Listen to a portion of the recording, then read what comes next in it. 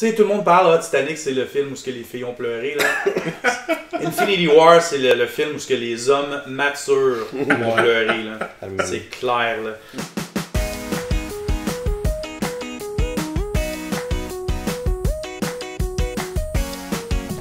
Salut à tous et bienvenue à ce nouvel épisode d'FCG. Aujourd'hui, on va donc poursuivre avec les classements des top 3.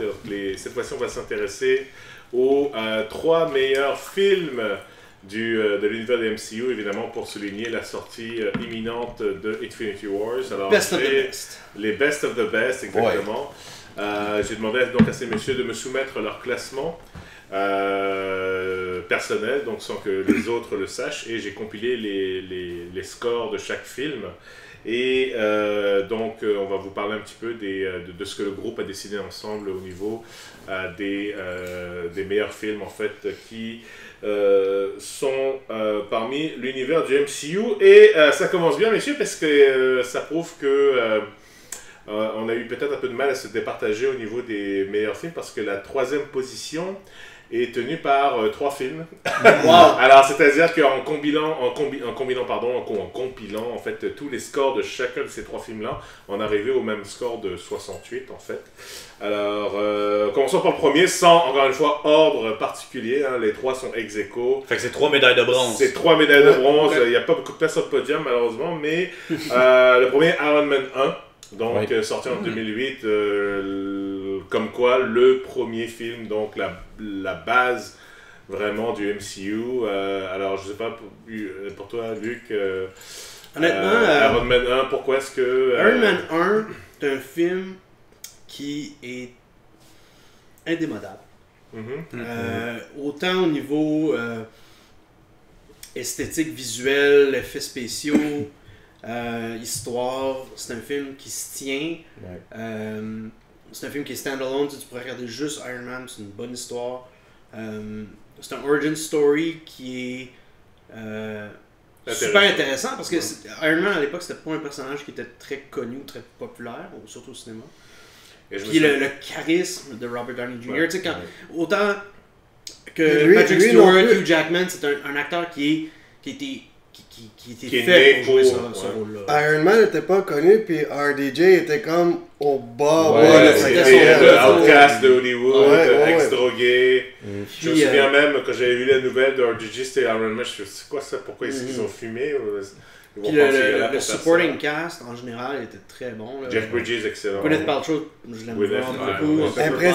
Impressionnant surtout du fait que ça a eu l'impact et l'importance que ça a eu. La même année, en l'espace d'une couple de mois que Dark Knight, ça aurait pu très facilement être éclipsé par Dark Knight complètement, puis c'est pas le cas. Là. Côté design, ils ont vraiment retravaillé de façon réaliste les armures d'Iron Man.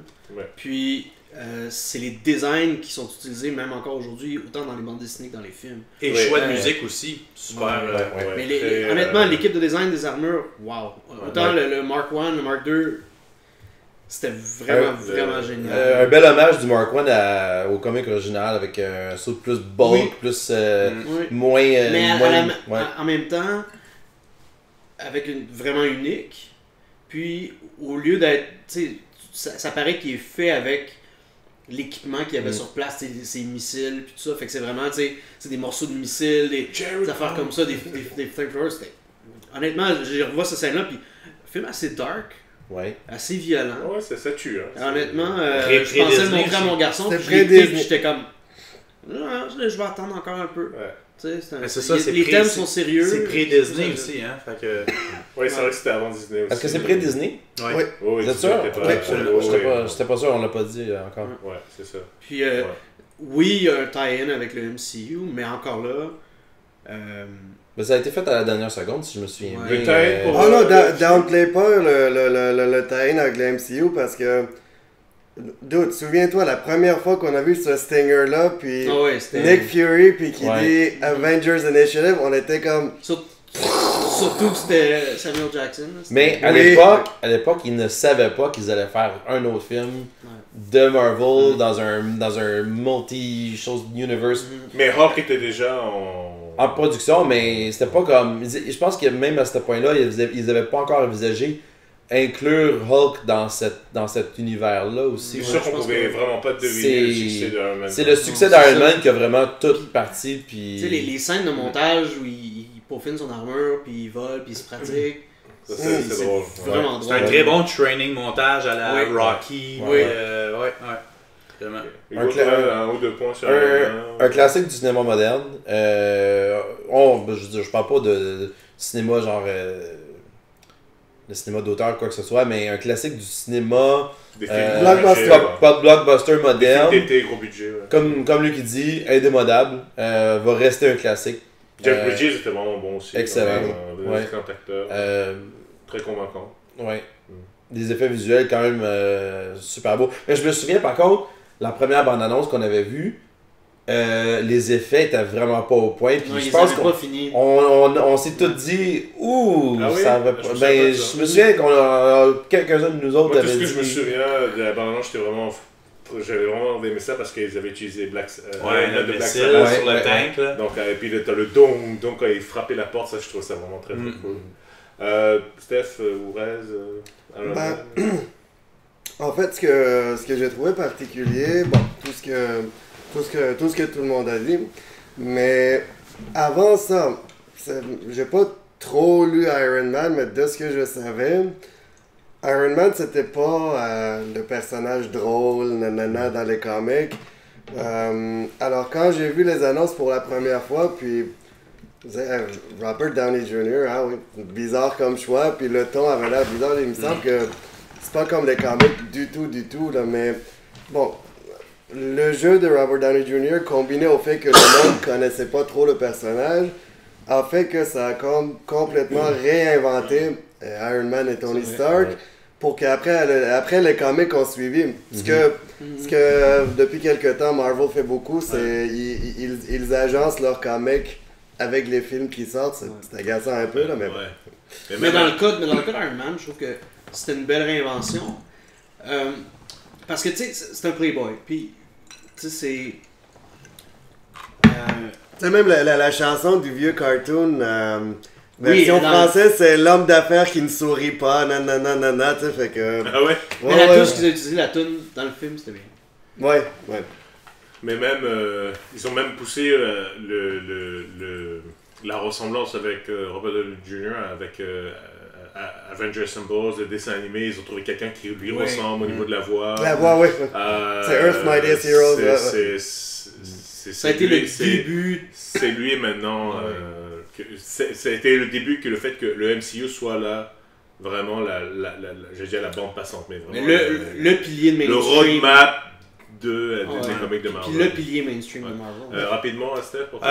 Ben moi, je suivais quand même un petit peu les bandes dessinées. Sachant, je dois dire que parmi nous 5, tu as été celui qui a donné le moins de points quand même à Iron Man. Je vais juste à le dire, tu as donné 11 points.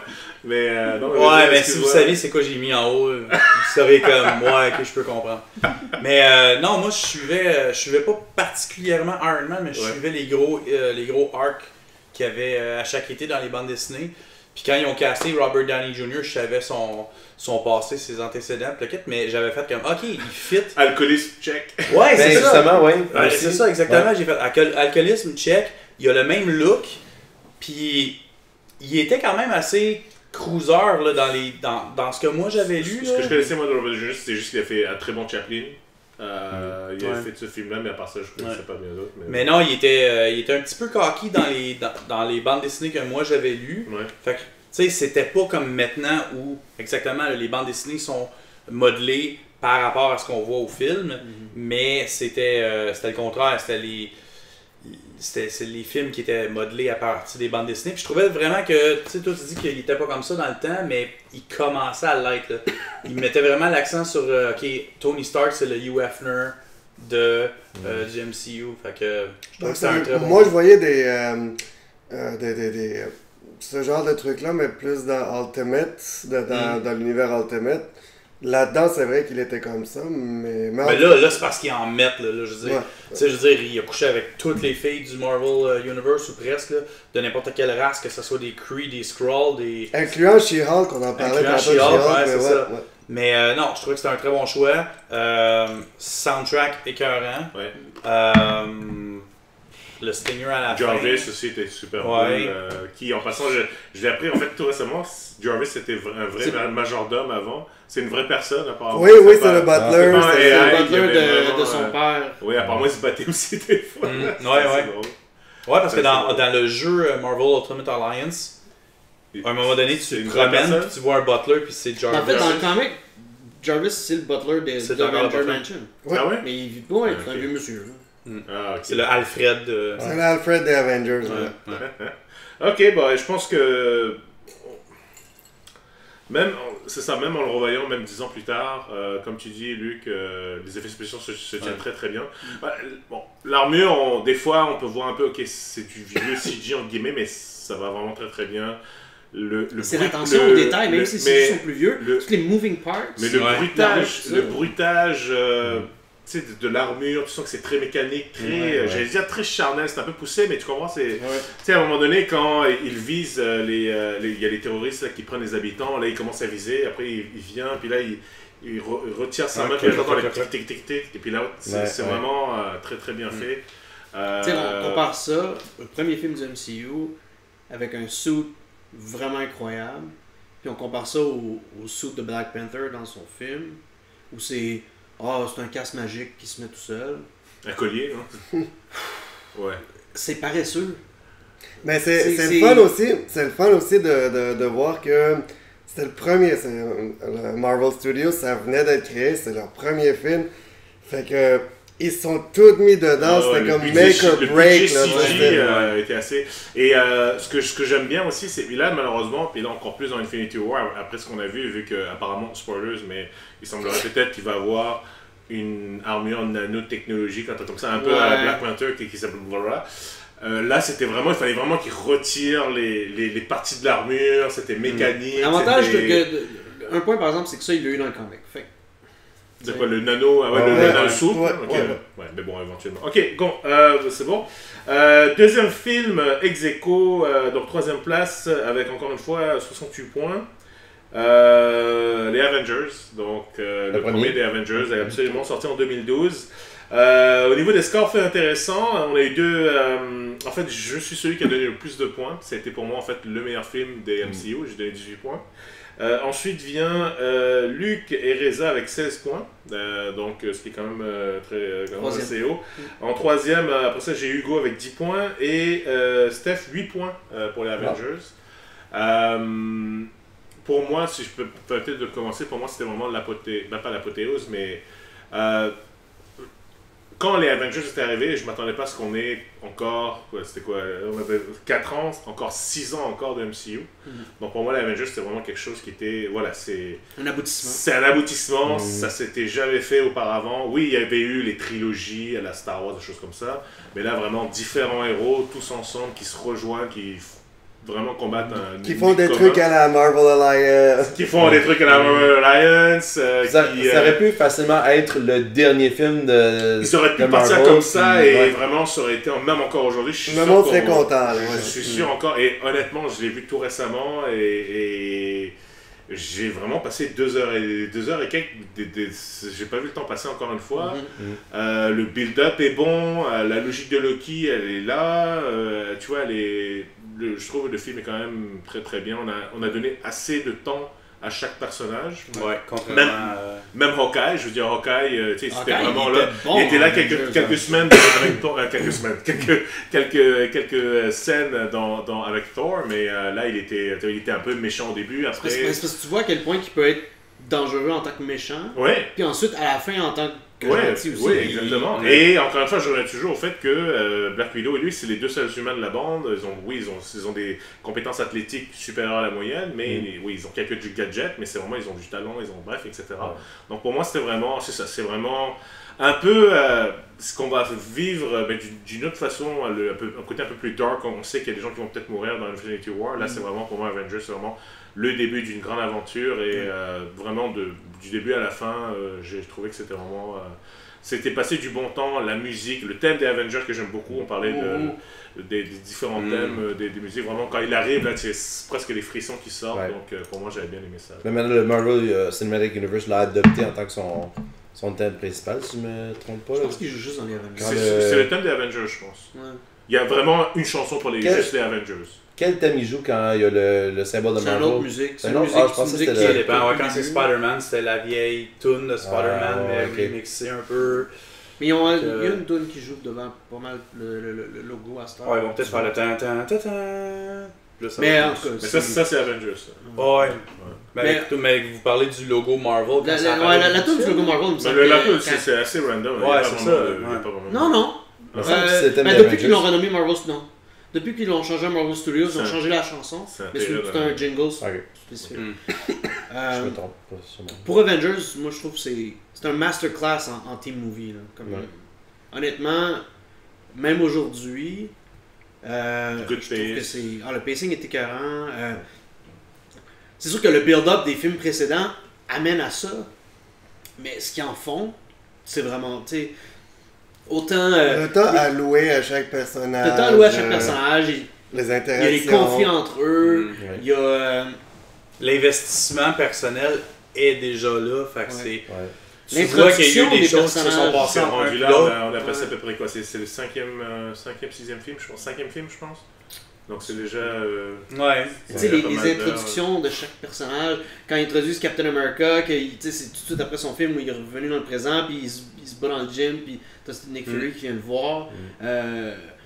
Tony Stark, quand il arrive dans le combat contre Captain America, puis Loki, avec sa musique qui fait jouer dans les speakers. On n'est pas surpris, ça nous fait sourire. Même Black Widow, elle est là. Le film aussi, là, c'est un héritage assez important dans l'univers de Marvel. Pour les autres films qui sont sortis après, moi, ce qui me fait penser, c'est la scène dans Thor Ragnarok, quand Loki se rend compte que le Hulk est là. Ça lui donne un coup parce qu'on se souvient que la dernière fois qu'ils se sont vus, c'est mémorable, oui, absolument. C'était vraiment une grosse scène. Le Hulk dans le film, quand on est tous sortis du film, c'était un des highlights du film. C'était la façon que Hulk a été traité, puis Banner aussi. C'était on point. Tu te rends compte quand il dit I'm always angry. C'est ça. Wow. À chaque fois. Le Stinger le plus important depuis Iron Man 1, justement. Ça annonce à la fin, là. Le payoff du Stinger, il s'en vient. Je pensais que ils allaient vraiment manger le shawarma. Le shawarma. Non, mais le payoff du Stinger s'en vient. Tu sais, c'est fou, là. Non, j'en étais bouche bée. Je pensais vraiment pas qu'ils allaient. J'en revenais pas qu'il allait faire Thanos. Parce que Thanos vient avec le Cosmic Universe de Marvel. Il y a tellement de baggage avec Thanos. C'est juste de montrer ça, c'est comme. Sky's the limit, parce que dans ce temps-là, tu sais, je veux dire, Doctor Strange n'était pas là, Guardians n'était pas là. Tu sais, je veux dire, tu vois ça, pis t'es comme, waouh, où est-ce qu'ils vont aller avec ça? Est-ce que vous auriez pardonné au studio de Marvel si vous avez juste mis Thanos juste comme ça, mais en fond, finalement, on n'en aurait pas parlé, puis on aurait continué de manière régulière. Oh, ça aurait été... Parce que Thanos, là, c'est tellement un des personnages les plus importants du Marvel Universe. Je veux dire...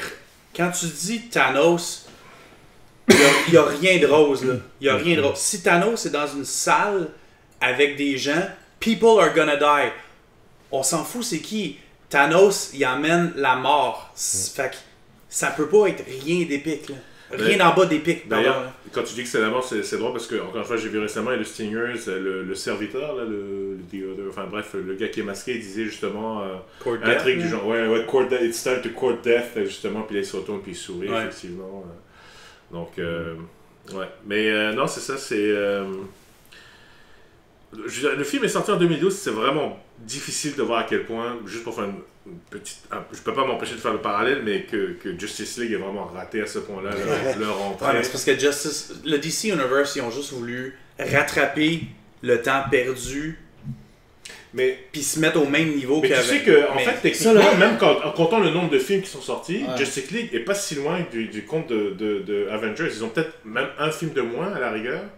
Mais est-ce que ça veut dire que c'est vraiment la qualité de tout le bagage qu'il y a au niveau justement, pour un bon parallèle, justement, en comparant Avengers avec le DC Extended Universe, dans Avengers, un des seuls bémols, c'était le look de Captain America avec son casque. Oui, d'ailleurs qu'il l'enlevait à la fin. Il l'enlève à la fin. Ouais. Mais il est resté trop long. Marvel Studios a appris, puis il est presque plus avec un casque dans les films suivants. Et je le redis, Infinity War is a fucking badass. Oui, c'est clairement suite à ça. Ouais.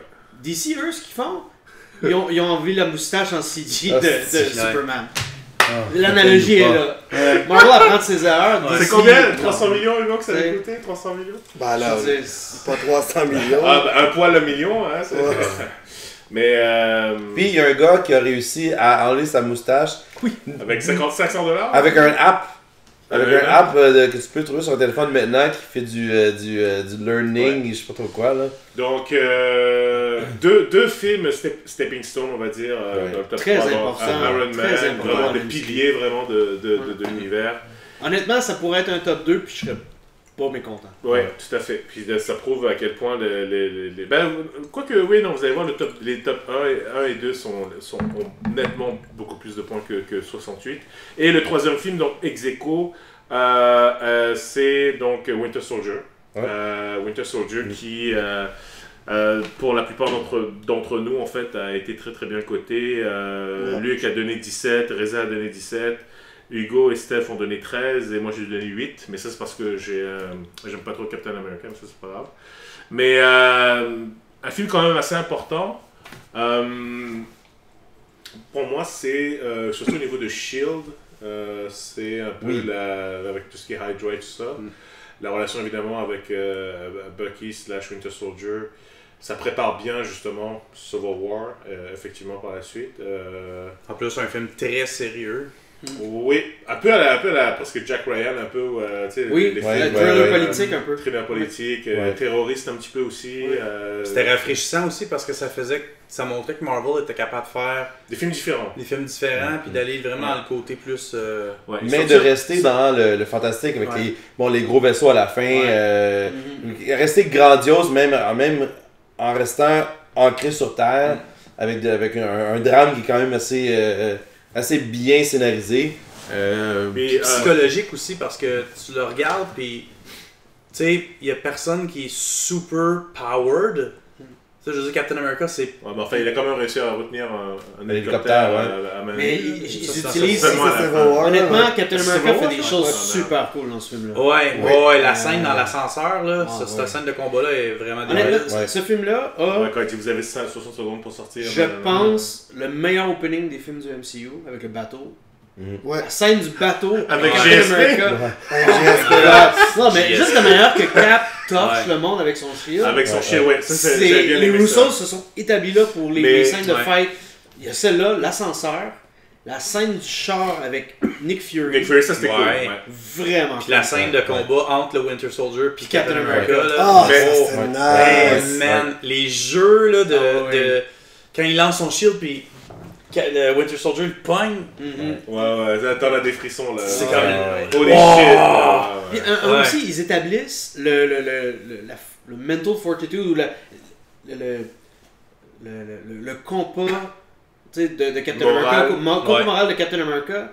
Je trouve qui veut se taper non, mais qui reste à travers les films. Puis c'est ça le côté psychologique. C'est une continuité qui est logique. Puis que tu te dis, ok, c'est pas comme dans d'autres films où les motivations ou le comportement où des personnages changent sans avoir aucun sens. Le comportement de Captain America reste le même dans First Avenger, Winter Soldier, Civil War, puis même Age of Ultron. Puis tu sais, je veux dire, c'est le fun de voir ça. Puis mais ça, ça c'est un film qui... deux trucs là qui m'ont... Un, c'est que en voyant les scènes de combat, de la façon que c'est fait, tout ça, c'est très grounded. Tu sais, les Russos, ils sont très practical là, dans leur... ça paraît. Dans les vrais fights, il n'y a pas trop de CG. Ouais, c'est ça, il n'y a pas trop de wire work, puis ce genre de trucs. Il y en a, mais il est bien fait. C'est bien fait, puis il n'y en a pas tant que ça, là, tu sais. Puis l'autre, c'est que... Contrairement à Iron Man, où le premier était le meilleur, puis en tout cas, j'ai mes opinions sur les deux autres, là, Cap, c'est le contraire. Le premier était correct, puis les deux autres qui ont suivi, en tout cas, l'ordre est comme à débattre un peu, lequel qui est bon, mais c'est... ces deux films-là ont fait que, puis surtout Winter Soldier, ça a fait que c'est devenu mon personnage préféré dans le MCU. C'est Cap, c'est à cause de ces films-là. C'est vraiment wow. Là, moi, en tout cas, on discute en tant que troisième. Moi, je l'avais placé, je pense, deuxième ou quelque chose comme ça. Là, c'est vraiment nice, vraiment bon. Je suis vraiment d'accord avec toi. Puis en plus, moi, d'un côté personnel, moi, j'ai mes préférés dans le domaine de Marvel, puis même dans le domaine de Fox. Je veux dire, comme, tu sais, j'aime Iron Man parce que Iron Man, je le trouve cocky, je le trouve drôle. Tu sais, je veux dire, je l'aime pour des attraits que on dirait, pas je m'identifie à lui, mais en tant que... Ça résonne avec toi? Ça résonne un peu avec comme ce que j'aimerais être, ou tu sais, comme qui voudrait pas être multimillionnaire, riche, puis comme pogner toutes les filles. Mais, justement, tu sais, le premier Captain America était correct, le deuxième et le troisième ont vraiment fait en sorte que quand les gens, ils se débattaient Team Captain America, Team Iron Man, moi j'étais comme, oh shit, là, j'aime vraiment Captain America maintenant. Je veux dire, je l'aime pour son intégrité, son... Freedom is the right of all the good guyness. C'est le good guyness, mais qui est pas cheesy, qui est pas genre je suis Optimus Prime ou je suis Duke des G.I. Joe, je suis Lion-O des Thundercats. C'est comme, ok, c'est Captain America, mais il y a un petit dark side quand même, mais il est intègre. Puis ça a vraiment fait en sorte que, écoute, spoilers possible, mais s'il meurt là, dans Infinity War, là, I'm gonna lose my shit, là, tu sais. Pas je vais rager, mais genre, I'm gonna... Wow, tu sais. Ça va être quelque chose, hein. C'est... S'il se sacrifie pour sauver Iron Man, là, t'es comme... Moi, je suis convaincu qu'Infinity War, là... Ça va être... Tu sais, tout le monde parle, Titanic, c'est le film où ce que les filles ont pleuré, là. Infinity War, c'est le film où ce que les hommes matures ont pleuré, là. C'est clair, là. Une autre chose que Winter Soldier fait bien, que d'autres films font pas tout le temps très bien, c'est que les personnages secondaires sont super intéressants. Ils sont très bien utilisés. Black Widow, là. Au début, avant que Black Widow, super. Au début, avant que le film sorte, je m'étais dit, Falcon ne sert à rien. Mais... de la manière qu'ils l'ont introduit, tu sais, comme un vétéran, pis ça, pis tu sais, le back and forth qu'il y a avec Steve Rogers, il y avait vraiment, il s'entendait bien. Les fighting avec Falcon, dans les airs, pis tout ça, incroyable, tu sais, la manière qu'il ferme ses ailes, qu'il se bat, pis tout ça, c'était rafraîchissant. Le fameux kick, machin. Toutes ces scènes de combat. Ça, c'était Civil War. Pis là, tu compares ça à, mettons, War Machine, qui est un autre sidekick, que lui, la seule affaire intéressante qu'il a faite, c'est qu'il s'est fait paralyser, là. C'est vrai, il a fait quoi War Machine? Il n'a rien fait là-dedans. Ce qui est drôle, c'est parce que c'est Falcon qui l'a paralysé en plus. La vision, mais ouais, indirectement. Ouais. Mais Falcon, ils s'en sont bien servis, autant dans l'action avec ses ailes de personnage, mais aussi le personnage humain, tu sais, je veux dire, qui aide les vétérans et tout ça. Moi, je trouve que c'était vraiment intéressant. Puis Black Widow, c'est bien qu'il l'ait développé là-dedans.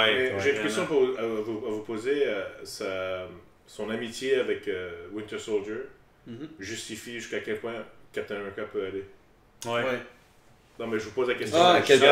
Cap serait prêt vraiment à revoir Bucky avec lui, à être vraiment normal.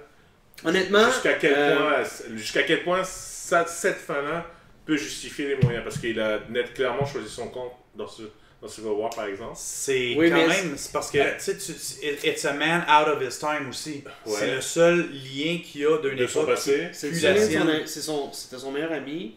Et puis. C'est son meilleur. Bucky, c'est une victime aussi là-dedans. C'est vrai. Si Bucky, de pleine conscience, avait fait ce qu'il a fait, ça serait différent. Ça serait différent. Parce que ça serait une trahison. Fait que Captain America le verrait comme une autre chose. Tu sais, c'est son meilleur ami. Puis en plus, c'était un peu comme son protecteur, buddy aussi, là, vu que quand il était Wimpy, c'était lui, là, tu sais, c'est ça. C'est lui qui le défendait. Son frère, un petit peu presque. C'était son frère, ils l'ont pas montré, mais quand il était avec les Howling Commandos, c'était son frère d'âme aussi. C'est vrai. Ok. Ben, je pense que. Et puis, je regardais en fait les dates de sortie. Je pense que c'est un film. C'est un très bon film. Effectivement, un autre genre, un peu. Parce que il n'y avait pas vraiment de film similaire à ça, je pense, avant. Thriller politique, super-héros. Politique, un peu d'espionnage, un petit peu, puis vraiment très. Voilà.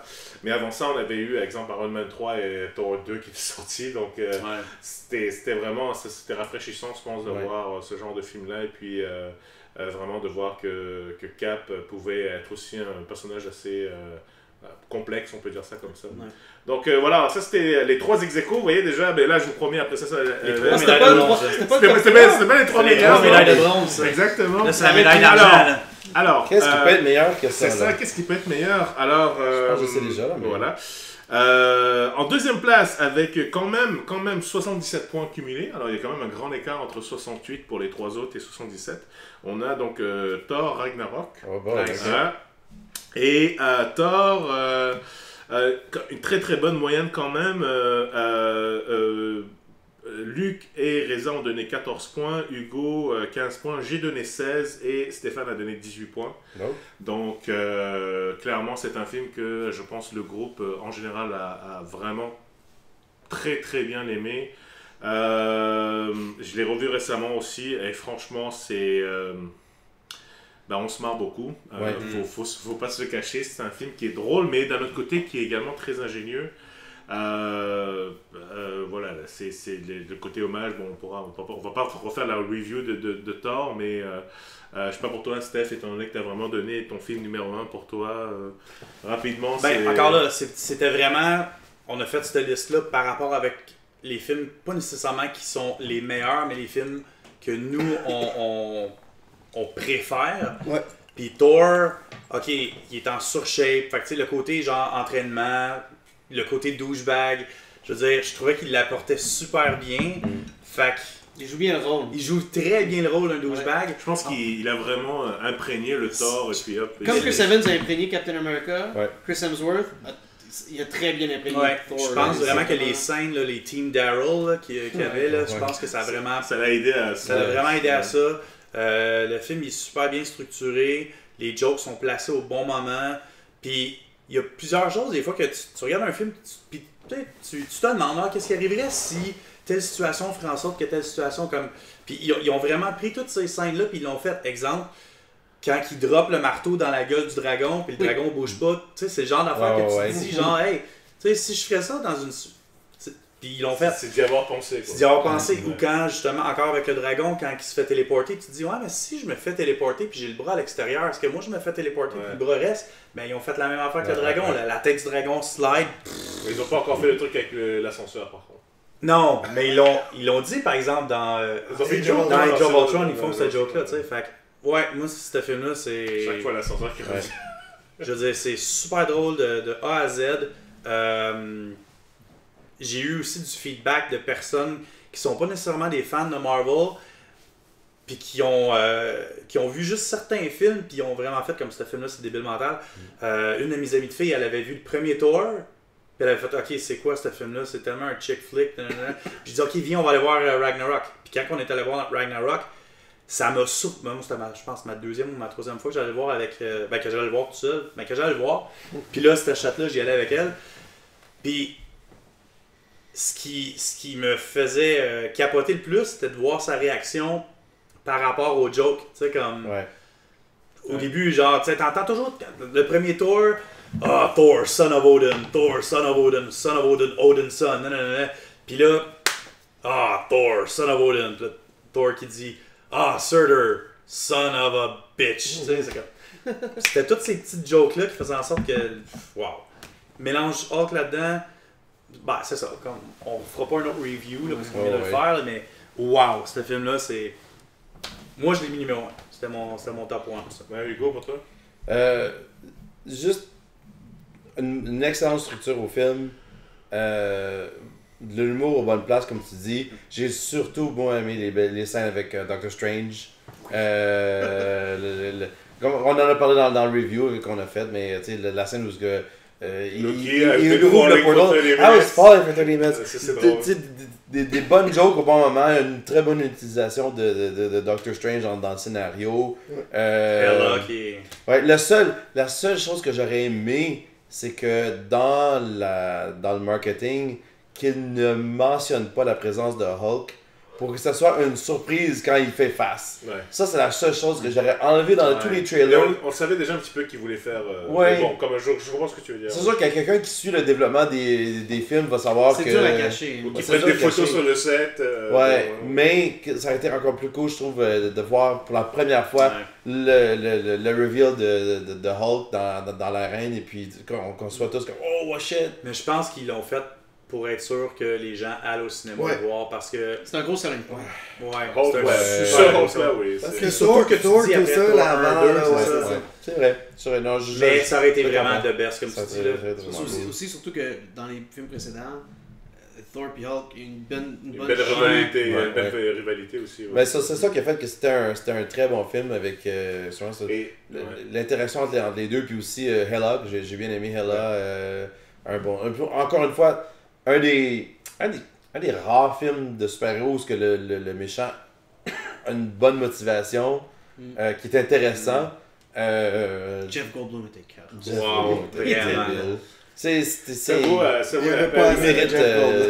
Il mérite sa deuxième place. Ça vaut la peine de effectivement voir les bloopers ou les behind the scenes. Ouais, maintenant il y a Team Grandmaster. Non, c'est Team Daryl. Team Daryl. Il y a comme Team Thor. Au-delà que c'est le film le plus drôle du MCU et qui est très bien écrit, c'est une parfaite histoire de prendre des personnages établis, de les mettre dans une situation complètement loufoque, séparée. Puis en plus, ça s'avère d'être un film cosmique Marvel, plein d'imagerie de Steve Ditko. C'est complètement pété. Là. Honnêtement, ce genre de film-là présenté dans un boardroom où ça serait un film qui est décidé plus par des corporate execs, tu dis ça passerait pas. C'est un film, en fait, c'est genre le film à présenter au Festival Fantasia. À la limite, mais avec 100 fois plus de budget et des bons acteurs. Et sans Denis qui vient ouvrir. Non, c'est vraiment, Thor Ragnarok, c'est vraiment. Puis je pense que ça se regarde très très bien. Je regardais ça récemment avec ma conjointe, puis elle a vraiment rigolé. La mienne aussi, toujours bien aimé. Ouais. Donc voilà, ça c'était pour le deuxième film. Mais pour le premier, avec. Ça monte encore avec 88 points. 88 points. C'est le meilleur film pour 3 personnes. Hugo, Luc et Reza ont donné 18 points à ce film, le nombre maximum de points. Stéphane et moi on a donné 17, donc pas très loin. Donc évidemment, on a mis en deuxième position. Ouais, vraiment le meilleur.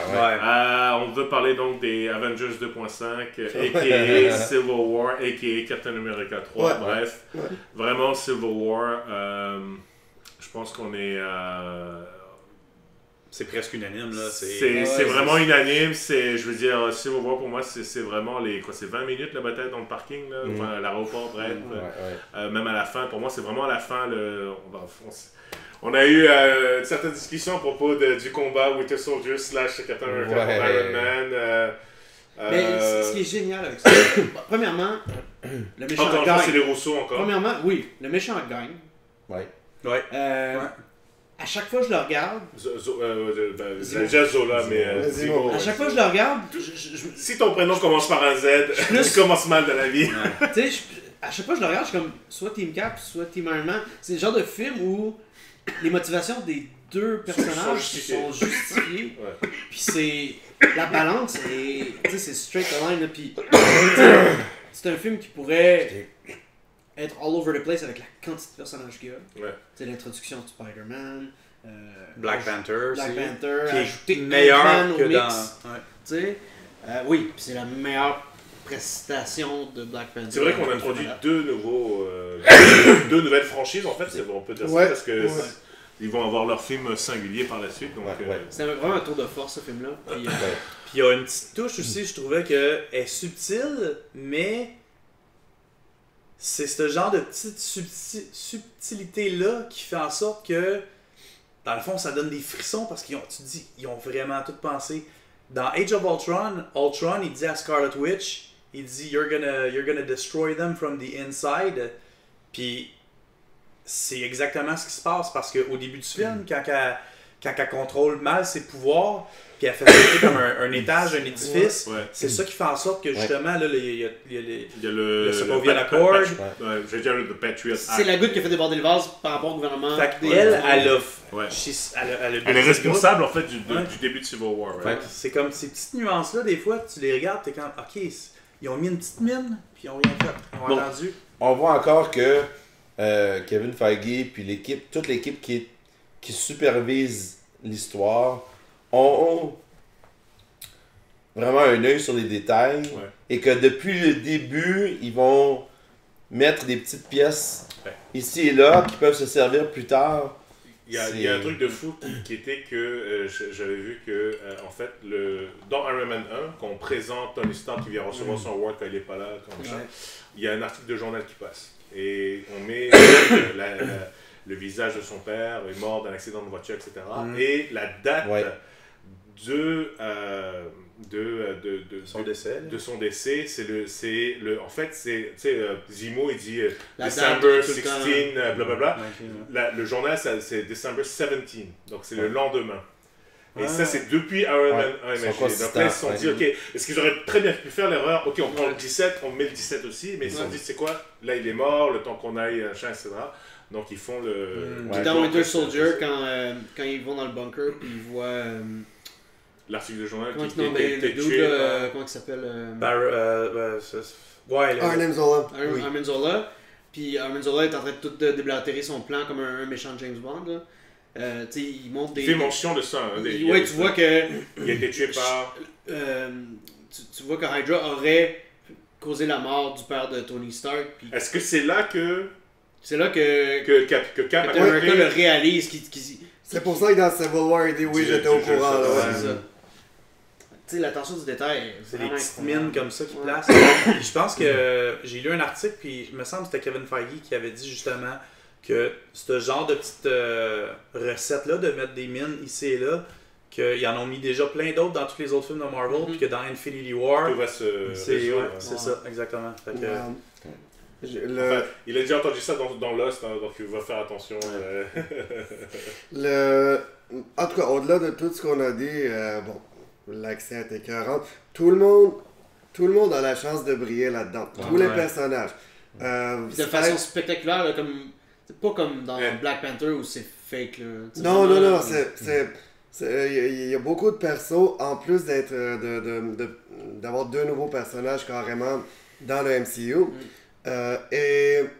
Les scènes avec Ant-Man, puis même War Machine avait ses moments là-dedans. Se faire torcher par Spider-Man. Ouais, se faire torcher par Spider-Man. Ah non, ça c'était Falcon. Falcon et Winter Soldier et Ant-Man. Les trois torchés par Spider-Man. Mais c'est normal, parce que Spider-Man... Il est très puissant. Il est extrêmement puissant, mais dans les bandes dessinées et dans les films... Il se retient toujours. Mais ce que je trouve particulier, c'est que Black Panther a été mieux présenté que dans son propre film. Et pour moi, je trouve que Spider-Man a été mieux présenté que dans son propre film. C'est un point de débat, je le sais, mais moi je trouvais que, oui, je suis d'accord jusqu'à un certain point, mais je trouvais que Spider-Man, la continuité dans Spider-Man Homecoming, était beaucoup plus proche de ce qu'il avait présenté dans Civil War que Black Panther par rapport à son film. Ça, c'est vrai. En regardant Spider-Man Homecoming, puis il regarde son footage du combat de Civil War, puis il capote, puis tout, c'est vraiment une continuité de ça, parce que il n'arrive pas à avoir le même high, la même notoriété que ce combat-là. Puis, tandis que Black Panther, non seulement il se bat pas aussi bien, mais il est pas aussi intéressant, il est en dehors du suit même. Là, je veux dire, T'Challa, il est pas aussi intéressant. Je sais pas, c'est... la scène là où Black Panther court après Captain America puis Winter Soldier en voiture, là. Cette scène-là, j'étais sur le edge of my seat. J'étais comme, oh, Black Panther, il est so badass. Là. Le combat de T'Challa contre Winter Soldier, quand il n'a même pas son suit. Wow, ça aussi, c'était intense. Il y avait des petits touchs où, genre, quand Bucky, il atterrit, mais un peu de façon féline. Là, Non, bon, parfait. Donc, normalement, Civil War, je pense que ça a été vraiment ça va être vraiment le film à battre. C'était très difficile en fait pour moi choisir entre Civil War puis Winter Soldier. J'étais comme, ok, fine. Il y en a un qui a plus de super-héros, on va prendre le premier, là, tu sais. Ben, c'est aussi parce que Civil War, c'est quand même un dénouement de quelque chose qui s'est passé aussi dans Winter Soldier. Fait que, ouais. Tu veux savoir là, la réaction que Tony Stark va avoir quand il va savoir que Captain America le savait déjà. Il y a un argument que tu peux présenter que l'histoire de le plot de Winter Soldier est un peu plus clean cut, clean neat, parce que Civil War, il y avait quand même des bouts où genre, il fallait beaucoup de luck puis de coïncidence là, pour que certaines parties que le plan des Zimo fonctionne. Que ça fonctionne. Le pire, c'est que le film finit, puis je me dis, ça serait les motivations de Zimo, puis son histoire fitterait avec l'introduction des Thunderbolts. Je veux dire, il pourrait très bien prendre cet acteur-là, ce personnage-là, son dédain puis son hatred des Avengers, pousser ça au next level, puis se dire, ok, je vais me faire un team de super-héros qui va voler le spotlight des Avengers, mais en fait, c'est tous des méchants, tu sais. Ça pourrait arriver, hein.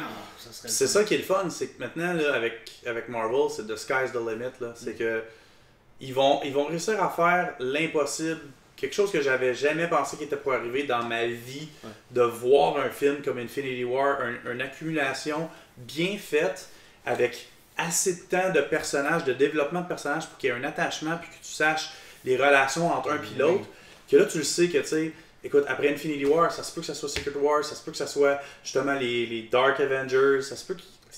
Thanos va tuer les Avengers, mais c'était tous des Skrulls. ça serait le fun d'essayer de caster une équipe de Thunderbolts avec les villains qui sont déjà passés, voir qui pourrait faire quoi, puis se déguiser. Il pourrait ramener qui est pas mort. Ben, Vulture. Ouais. Est-ce que le dude d'Ant-Man est mort? Non. Il est-tu mort? Je pense qu'ils l'ont tué comme... Ouais, il est comme... pourquoi tu veux le... Ouais, pourquoi lui? Là? Je sais pas. Ça serait Red Skull, Vulture. Mais encore là, tu sais, Vulture, il est pas si méchant que ça, tu sais. Ouais, mais il pourrait le prendre. Il pourrait le prendre, mais il verrait pas nécessairement les... Red Skull, on sait pas ce qu'il est. Ouais, mais c'est ça. Red Skull, d'après moi, il est encore en vie, puis je pense qu'il va être dans Infinity War. Ouais, c'est ça, lui.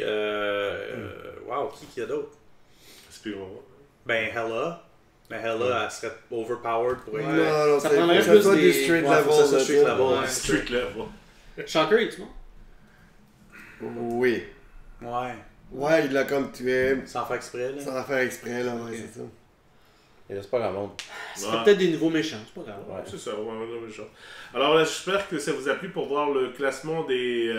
on a vu 5 films en fait, mais donc le top 3 avec quelques égalités, mais voilà, c'est pour nous, c'est vraiment un signe que, on peut dire ça, messieurs, que l'univers du MCU est en forme, parce que si je regarde en fait... y compris les films ex-aequo, il y a du phase 3, phase 1 puis phase 2. Donc, ça serait de mentir de dire que ça s'essouffle. C'est ça, exactement. Donc, ce que je voulais dire, c'est que souvent, c'est toujours les meilleurs films qui sont les meilleurs. Bon, c'est quoi? Ben, Civil War et Ragnarok, c'est le cas, mais je veux dire, il y avait quand même Iron Man 1, etc.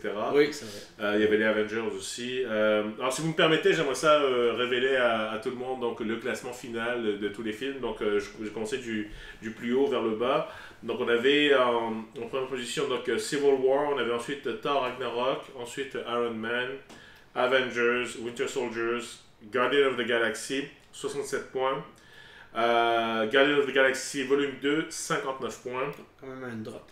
Spider-Man Homecoming avec 54 points. Doctor Strange, 53 points. The First Avenger Captain America, 51 points. Avengers Age of Ultron, le film en général tout le monde déteste, 41 points. Non, moi j'ai... Ant-Man, 33 points. Thor 1 à 29 points. Iron Man 3 où Luc est le seul à avoir donné 11 points. Tout le monde a donné entre 5 et 2. Le mal aimé. Le mal aimé, ouais, voilà. 28 points. Black Panther Ok, Black Panther, 24 points. Black Panther, avant que Rez ne vote, était ex-aequo entre le troisième pire film de MCU, le film le moins apprécié, on va dire, de MCU, donc comme quoi peut-être que le groupe n'était pas forcément aligné avec le hype qu'on connaît en ce moment. Et je le répète encore une fois pour l'épisode précédent, Iron Man 2, 22 points, Thor, Dark World, 13 points, et Incredible Hulk avec 12 points. Wow. Voilà, alors messieurs, je voulais vraiment vous remercier de votre effort pour avoir... c'était pas évident, effectivement, je le reconnais, mais je pense que c'était... moi, ça m'a fait du bien, en tout cas, en ce moment, je suis en train de... D'ailleurs, j'ai pas fini, mais j'ai recommencé à tous les voir.